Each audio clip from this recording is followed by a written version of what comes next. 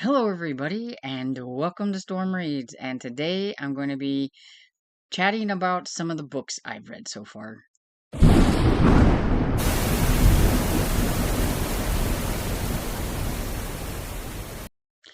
So, I was originally going to do a mid month wrap up, but things just didn't go the way I had planned it.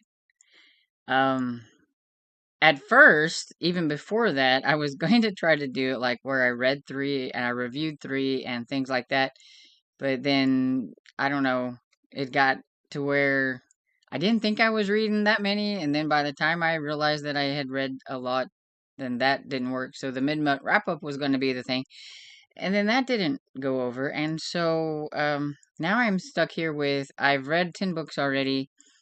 And I need to talk about them. But I feel like 10 books in one video is a lot. And so here's what I'm going to do. I'm going to show you my Canva where I have my TBR and how I have it split. So I have like my little January TBR on one side, and then I have my other reads on the other side. And we're gonna go and look at that, and then I'll explain some more.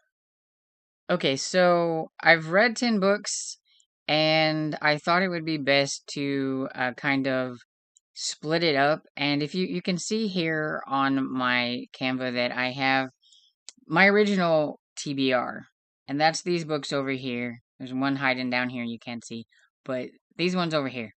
And then I have my other reads, and these are all my mood reads, and I'm hiding most of them. You can't see them, but they're there. There's like 5 of them that I've read over here. And with my other reads, what I do is when I start a read that's not on my TBR, I'll add the book and it'll look like this one over here. It'll be all like nice and bright. And then whenever I finish it, it looks like these other ones. And it just, my way that I can look at it at a glance and see all the books that I've actually finished compared to the books that I haven't finished. And so it's just a visual for me. So when I start to talk about all these books, I will darken them back up so that you can see them, and I will probably lessen the ones that I haven't read yet so that we don't get them confused. So, I'm gonna get started. Here we go.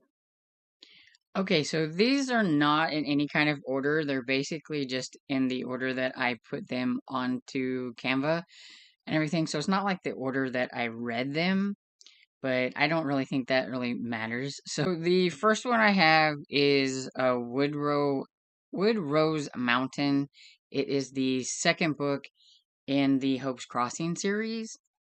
And so this was a buddy read that I did with my friend Barb. And I I know a lot of romances can be read out of order, but I really think that this series should be read in order. And the reason for that is that in the first book, there was an accident that happened that involved some teenagers. And now we're seeing some of that repercussion from the accident in this book. So, this book, it's about Evie, who has come to Hope Crossing to kind of get away from it all. She's been, she either, I can't remember now. I read this at the beginning of the month, so bear with me. But she either came there and owns the beading shop, or she works in the beading shop. I can't remember exactly which one, but she makes a lot of jewelry and does a lot of beading. But she used to be a physical therapist, and then something happened, and she decided to get out of that, and now she's in this, Hope's Crossing, just kind of making a new life for herself and everything. Then you have Brody, who is a self-made man, and they kind of clash a lot during town meetings because he wants to kind of bring things into Hope Crossing that she doesn't think needs to be there and things like that. So they kind of bump heads in the town meetings and things. So I don't know if you would necessarily call this like enemies to lovers, but they definitely don't really like each other at the beginning too much, which is one of the things that's kind of funny because, okay, Brody's daughter, the teenage daughter, was injured really, really bad in the accident. And there was also a fatality in the accident. And then you have the boy who was driving who has been, um, he's been kind of charged, but not necessarily as charged as much as maybe you would think because he's the mayor's son. So it's got kind of that thing going on. And so Brody can't stand that boy. And every time he sees that boy, he kind of goes crazy and everything. But Taryn is being a little bit persnickety when it comes to her rehabilitation. And the hospital has finally just said, you know what, take her home because we can't do anything else for her. She doesn't really seem to want to get better. And maybe it would be better if you was to just try to hire like some kind of home care for her and everything. So his mom tells him, hey, Evie used to be a physical therapist. You should ask Evie. So he has to kind of buck it up and ask Evie, but she turns him down because she's not going to do that stuff anymore. She don't want to. But of course, his mother kind of, you know, gives her like, the sob story thing and kind of makes her feel bad. And so she decides to go ahead and do the physical therapy, but she wanted to be able to do it her own way and him not to interfere and all these things. And so she comes to his house and everything and works with Taryn all the time. And, she can tell that there are some things going on with Taryn. She's definitely having some emotional problems and everything that has to do with the accident. Um, Nobody seems to want to listen to her when she keeps trying to say that it wasn't, all Charlie's fault and all this stuff. And then she notices that whenever Charlie is kind of in proximity, like she changes and everything, and she's a little bit different, and she actually tries to work harder. So, of course, what does Evie do? She incorporates Charlie into trying to help Taryn with her physical therapy, but also thought that maybe he would learn a little bit about, repercussions of what happened with the accident. And she could also tell that the boy was struggling himself. She found him at one point where it looked like he might try to do some kind of self harm to himself. So it was kind of a win-win if she had Charlie help Taryn. The only thing is she doesn't tell Brody, so that's going to be a big issue and everything since Brody cannot stand this boy and stuff. But so during her trying to help Taryn and stuff, Brody kind of gets to know Evie, and she gets to know him, and he's not quite as big a bad bully as she thinks he is, and stuff like that. So it's a romance and everything. It's very emotional because of the whole accident thing and everything. Because also there is a little bit about like the mother of the child who was killed in the accident and everything. Like because everybody knows everybody. Kind of, it is a small town, and so I'm interested to see what's going to happen in the third one because the third one actually involves the mother of the child, the one that the child had died and stuff. And so I'm sure that one's going to be just as emotional. But the one thing I think Rayanne Thane does really well is she seems to be able to put a lot of emotional stuff into her books, but also still make it feel really cozy and small town. And I like that. And I don't like getting all emotional when I'm reading, but I do like her books and her writing style and everything. And I give this 5 stars on Goodreads, but I would say my personal rating was more like a 4.5. Then the next one I have here is The Fall of the House of Usher by Edgar Allan Poe. This was for the Nevermore Readathon that is going on currently this week. Kat from Kat's Novel Adventure puts it on, and it was basically to read anything about or by Edgar Allan Poe. And this was their group read, and so I decided just to read this. And it's a short story, so so technically I've read 9 books and a short story because I just read this one to participate in her readathon. And I will be honest with you, I have no clue what it was about. I listened to it and I tried listening really, really hard. I didn't do anything else while it was happening, but I didn't really get it. I know that it's about the family that owns that big old house, and uh, the guy is going insane, and the narrator is a friend or somebody who's witnessing everything that's going on. And yeah, and then, some things happen towards the end, but I just didn't really get it. And I don't think I get Edgar Allan Poe very well.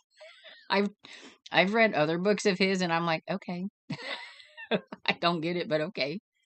So, I'm pretty sure they'll probably talk about this maybe in a live, and so maybe they can explain it to me because I just didn't really get it. So I gave it 3 stars because I didn't get it. Okay, so the next one is Murder on Pleasant Avenue by Victoria Thompson. It's the 23rd book in the Gaslight series, and my first real 5 star of the year and of January. I mean, even though I gave like Wood Rose Mountain 5 stars on Goodreads, I still considered it more like a 4.5.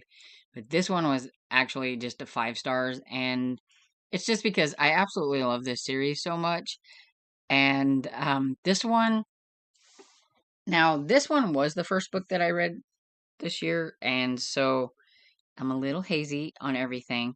But this one has there's this guy and he's bullying some like the Italian like section of the town, and there's some women that are missing, and Gino, who is now working with Frank, and I'm going to be as vague as I can because I know not everybody is like me, but there are some people like me, and they would like to find out some of the big changes and the things that happens during the series without being told now, and then they have, they'll already know about it or whatever. They like to kind of, figure it out on their own.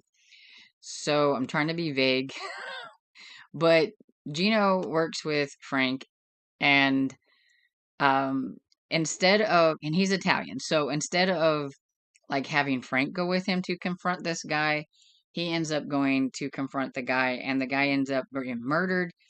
And Gino is seen at the crime, and so of course the police are thinking that Gino may have had something to do with it, and they're not really on great terms with Gino and Frank, and so uh, there's a little bit of kind of tension there, but basically Frank and Sarah's the midwife, which is the main character like of the story, and then you have Frank who uh comes in and everything, and then you have Maeve who is the maid, I think, and takes care of uh a kid. And I'm trying to be vague and like let you guys figure a lot of this stuff out as you go. And then Gino is actually trying to figure out things as well to try to keep himself out of trouble and everything. And so it's pretty much basically about that and trying to, figure out which person might have wanted this guy dead. And I think I remember it had something to do with the Black Hand and stuff because that was very prevalent during this time period, and mafias and, things like that. And so it was really good. I really enjoyed it. I always love it when all the characters get together and try to figure out what's going on. And this just has a really, really good cast of characters. And so I really like it. And so I can't wait to get to the next one. And it is on my list of trying to finish off this series since it is going to be a finished series and everything. So yeah, a good one. Then the next one I have is In Myrtle Peril by Elizabeth C. Bunce, and this was it's a historical middle grade, and I do believe this one's set in the Victorian times, I think, if I remember right. And so Myrtle likes to solve crimes, and her father, I believe, is a magistrate. And he gets a little jealous, I think, of the fact that Myrtle can solve the crimes a little bit better than him sometimes. But he wouldn't admit it. But in this one, his health is not good, and he ends up having to go into the hospital. I think he had to have maybe his tonsils taken out or something. I know that he had to have a procedure, and I just can't remember exactly what it was. But I know he has a really rough voice, and like he whispers and things, and he can't communicate very well. He has to write, and at first he can't even like talk much at all. He has to write things down. And then as it progresses, he gets to where he can kind of raspy whisper a little bit. And well, anyway, he thinks that he's seen a murder. And so it's one of those where, he's medicated. He thinks he's seen a murder. He's pretty sure of it. They're like, yeah, it's probably, but he swears it. And so Myrtle is looking into things with her. I think it's her governess that helps, which I don't remember her name right off the top of my head. And so they're looking into things while he's in the hospital. He gets really annoyed with them because they they look into things, but nothing looks amiss. But he just swears up and down, something happened. And then also, he was supposed to be taking care of.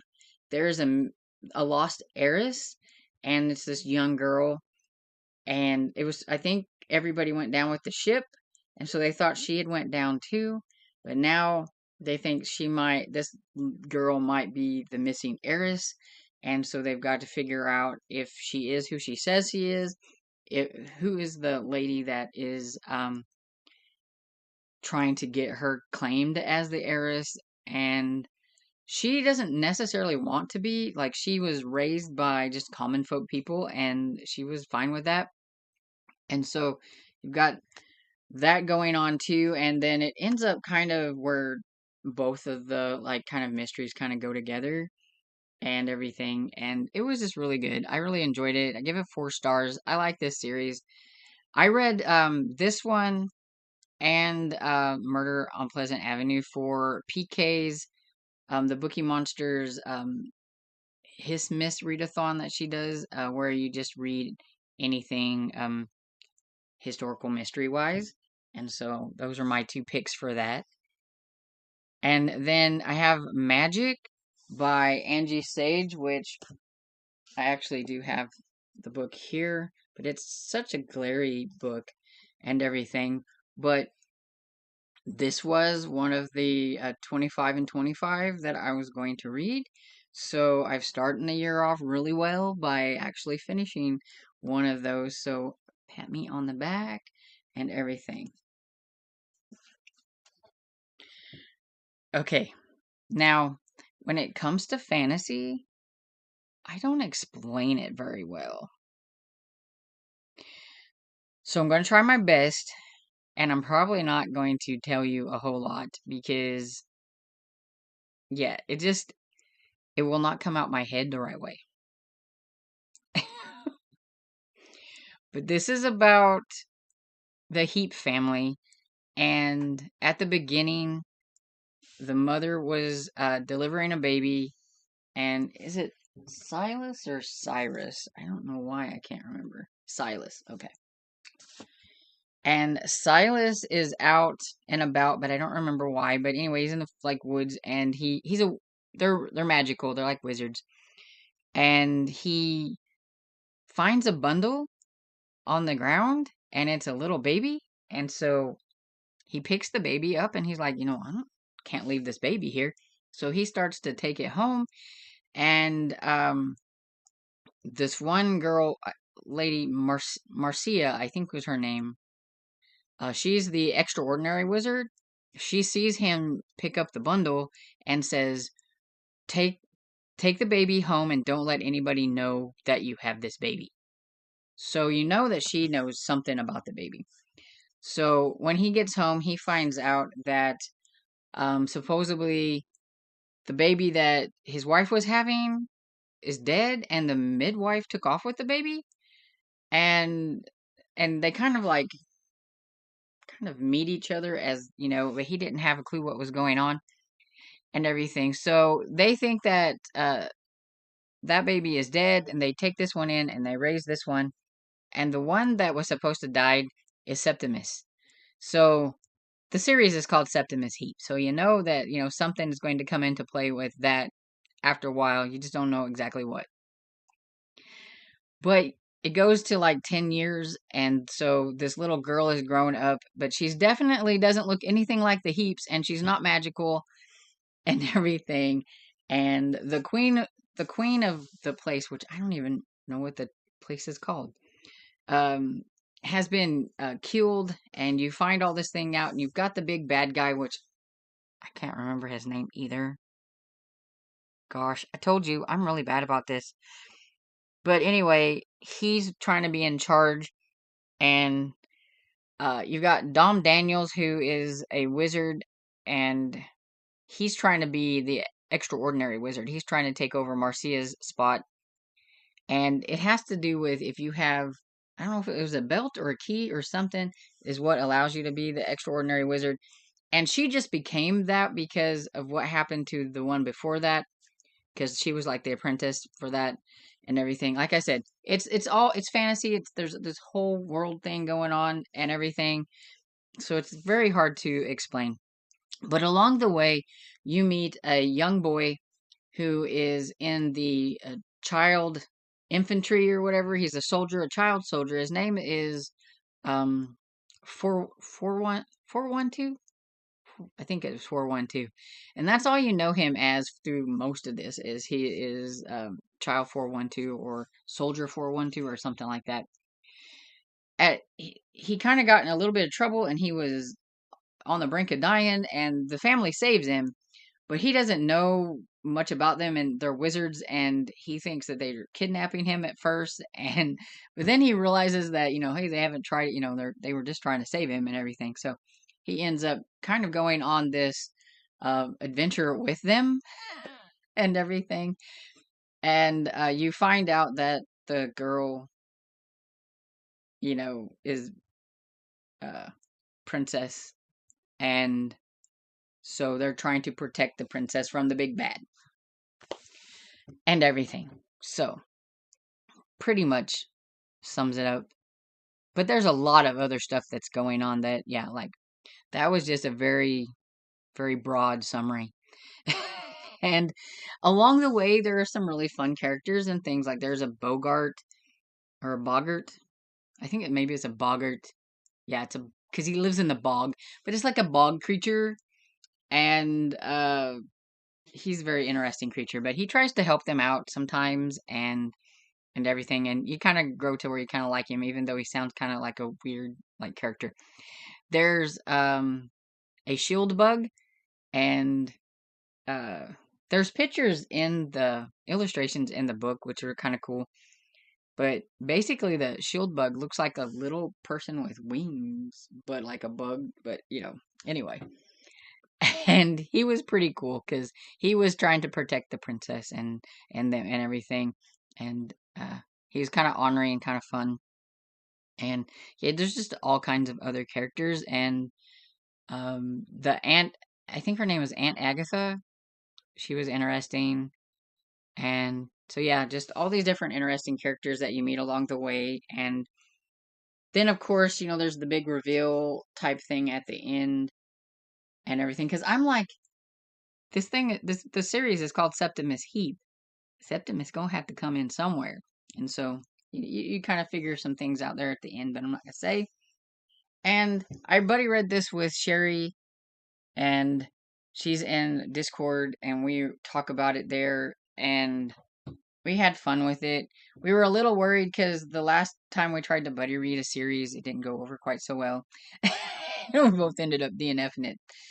And it was a fantasy series. So we're hoping that we found a fantasy series that we're going to like. There's 7 books in this series. So we will be buddy reading the next one in February and so on. I gave it 4 stars. I really did like it, but I'm giving it 4 stars because I wanted to have some growth. And I'm hoping that like as the series progresses that it may get a 5-star in there somewhere, but right now I'm just leaving it at 4-star. I feel like 4 stars is a good spot for it currently. And so this one, you'll see that I have pattern written underneath it, and that was because it is for Kayla from Books and Lala's buzzword thing that she does. She has, this time she has a word and a cover, and I'm using this for the cover section, and this one was about patterns. And when you look at this like up close and everything, you can't really see it on the photo, and you can't really see it even whenever I show it on here. But there is a leather pattern in the background. It kind of looks like elephant hide or whatever, so like a leathery looking pattern. So that's what I'm considering my pattern. I noticed that when I was looking at it really hard to really decide if it would have a pattern. And I was like, wait, it has that pattern in the back. So that's what we're going to use that for.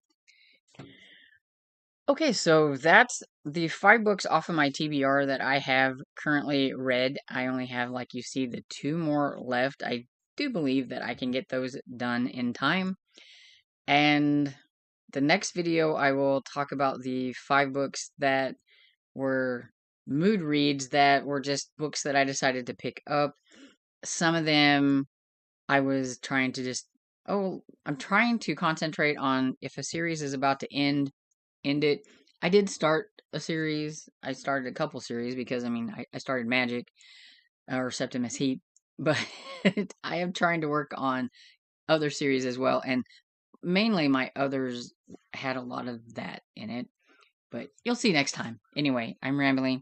So, let me know of a book that you read this month so far that you think I might enjoy down in the comments. And I hope you enjoyed this video. And if you did, please give it a thumbs up and subscribe. And we'll see you all in the next video. Bye.